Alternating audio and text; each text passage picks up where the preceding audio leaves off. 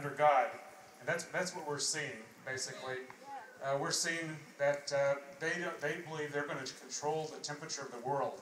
And we know that is not going to be the case.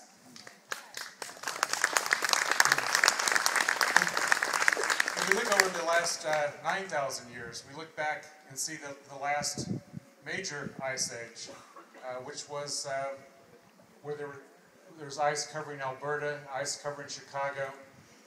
That was preceded by periods of warmer temperatures as well. So the climate does fluctuate.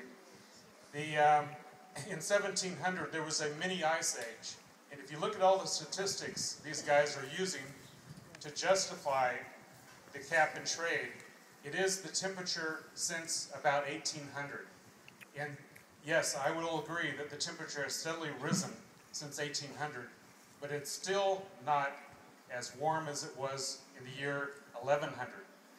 And that's a fact of geologic history. When you go to a place like the Mediterranean and you see the coastal port cities on the Mediterranean that were built by the Romans, are slightly submerged today.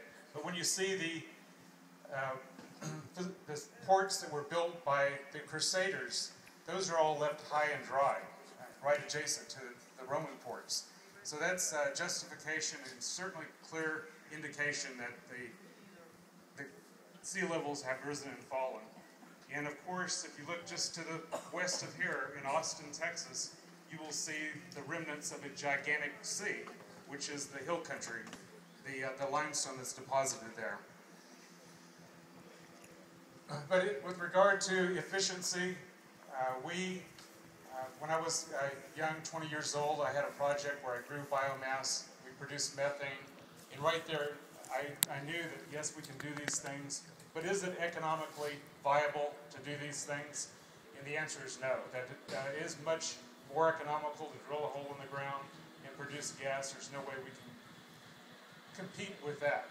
Certainly I'm not opposed to alternative energy sources, and that's something we do need to develop. But getting back to the cap and trade, the bill is called the American Clean Energy Act and Security Act of 2009. It's to create clean energy jobs, reduce global warming, pollution, achieve energy independence. We can look at the jobs, and we know that by capping our energy here and raising the cost here in the United States, we're going to be looking at paying $1 extra per gallon for gasoline. We are going to lose 1 million jobs by this.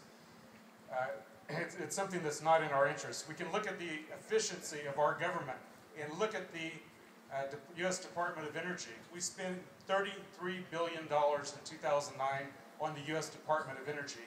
That is 10% what we spend on oil in the United States. So we have to ask ourselves, just like with Medicare and Medicaid, are we getting our money's worth from the federal government? And the answer is no. We need to eliminate that. And again, with transitioning